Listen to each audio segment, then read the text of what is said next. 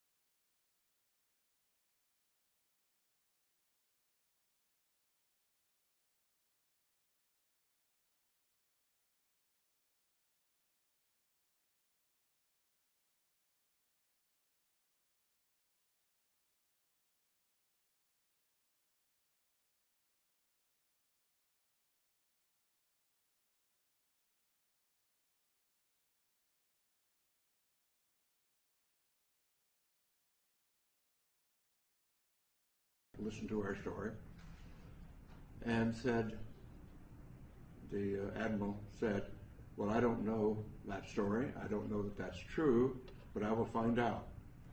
So we departed, went on our way, and subsequently learned through Dr. Greer and through Will Miller and that those stories had been confirmed and that the Admiral had been denied access when he tried to get into the inner workings of that process.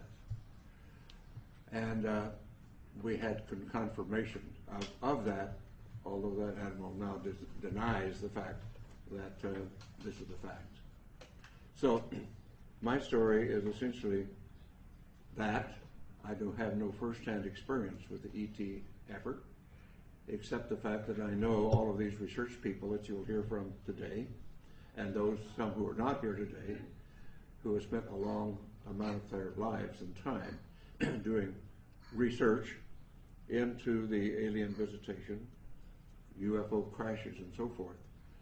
And I urge that those who are doubtful read the books, read the lore, and start to understand what has really been going on, because there is no doubt we are being visited.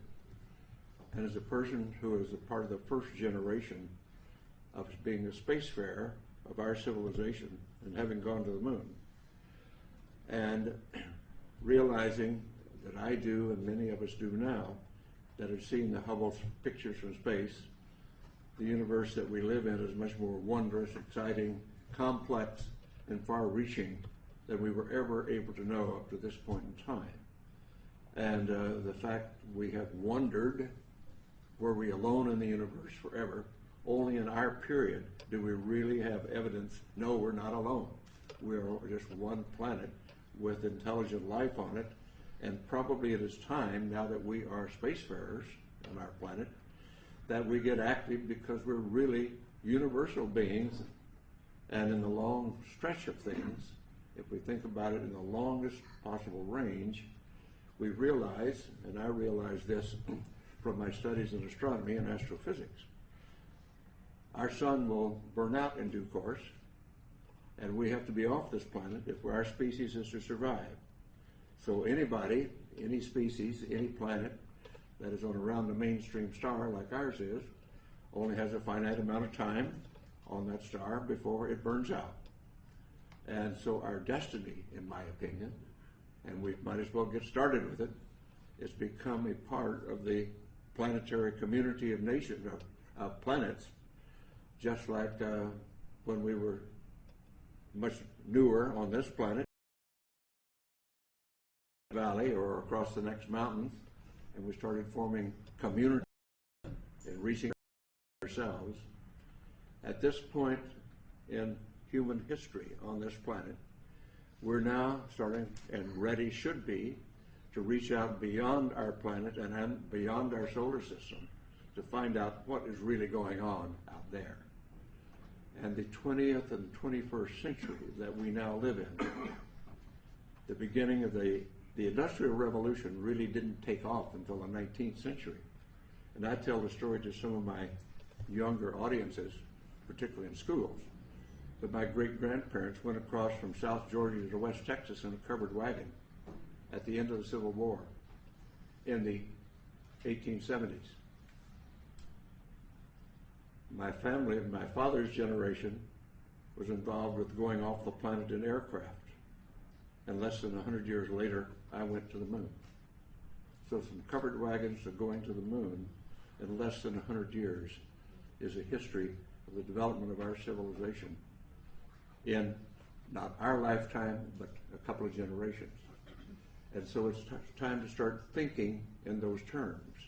And particularly since now, in the 20th and 21st century, we suddenly find that due to our expertise and our genius in science and technology, we have exploded our population from under 2 billion at the beginning of the 20th century to over 6.5 billion at this point.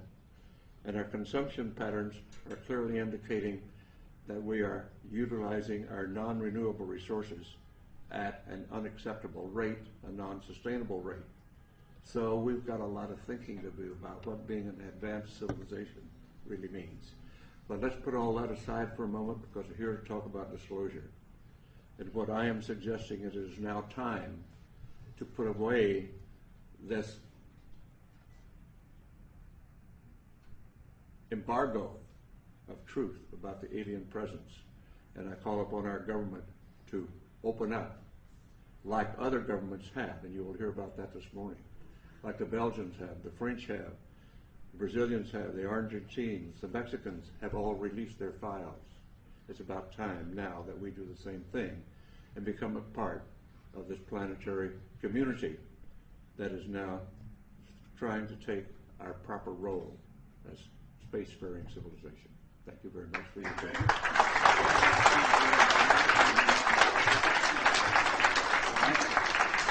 All right. I would now like to bring forward make a few comments. Dr. Milton Torres. Dr. Torres. Here I come. All right. A little slow. By the way, Dr. Torres and Dr. Mitchell about a year and a half apart. He's senior to me. Just a touch. As a matter of fact, we never met until today, this session. When he launched, I was there. I was chief of range control at the time at Cape Kennedy. It's amazing how you work your way up. And he went to the moon. I just sat there and watched him. I'm going to make a real brief one on my biology, on my biograph, or whatever you want to call it. My father was born in Key West in 1888. He went north to New York to make his fortune, whatever it was. Well, he was getting kind of old, and he decided, well, I want to go back home to Florida. So he took me back in 1950 to Florida, and there I stayed until the Korean War. When the Korean War broke out, I said, geez, I want to fly. I don't want to go into the Army. I don't like laying in mud. So so I went to the Air Force and said, sign me up, and they did. I didn't know that I was the luckiest guy in the world. When I was in the Air Force, they said, would you like to be a pilot? Boy, the greatest thing. I had no college, I had nothing. And I volunteered, and lo and behold, I was in the top of my class, not the very top, but, right number 10 or something like that. But we would have our choice of airplanes when we graduated from flight training. And I picked a fighter. I wanted the F-86F to go to Korea and shoot down some MiGs. I mean, that's the way it was in those days. They disappointed me in one sense. They gave me an F-86, but not an F. They gave me the D model. The D model was a new all-weather version so that we can have somebody launch on alert to go after the bad guys, whoever they may be coming in.